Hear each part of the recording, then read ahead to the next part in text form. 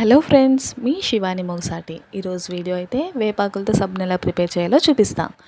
ఈ వేపాకులతో సబ్బు ప్రిపేర్ చేయడం అనేది చాలా ఈజీ. ఫస్ట్ అయితే వేపాకుల్ని మనం తీసుకొని ఇలా ఫ్రెష్ వాటర్తో క్లీన్ చేసేసుకోవాలి. ఖచ్చితంగా మనం అయితే ముదిరిన వేపాకుల్ని తీసుకోవాలండి. లేత వేపాకులు అయితే సోప్ సరిగ్గా రాదు. అలానే కలబంద ఉంటుంది కదా, ప్రతి ఒక్కళ్ళ ఇంటి దగ్గర ఇదైతే అవైలబుల్ ఉంటుంది. సో ఫస్ట్ అయితే కలబంద తీసుకుని దాన్ని చిన్న పీసెస్లో కట్ చేసేసాను. అలా కట్ చేసిన తర్వాత పైన లేయర్స్ అనేది నేను సెపరేట్ చేసేసానండి. లోపల జెల్ మాత్రమే యూజ్ చేశాను.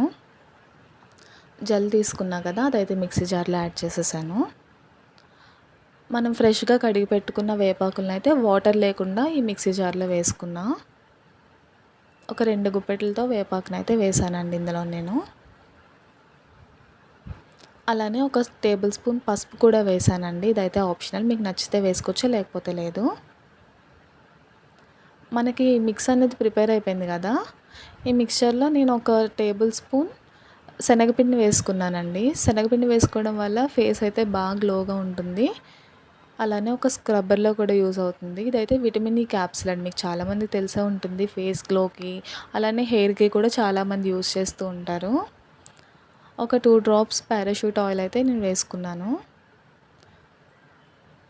చూస్తున్నారు కదా, ఇదైతే గ్లిసరిన్ అండి. ఫ్లిప్కార్ట్ అండ్ అమెజాన్లో ఇది మనకి అవైలబుల్ ఉంటుంది.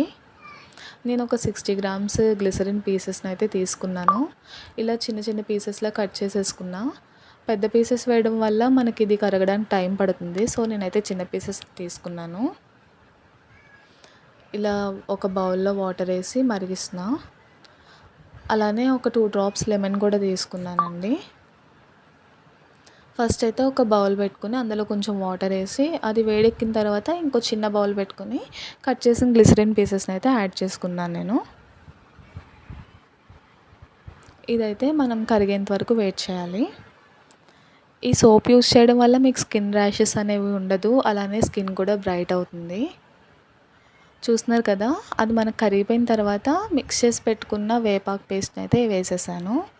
ఒక 1 మినిట్ వరకు దీని అయితే బాగా మిక్స్ చేసుకోవాలి.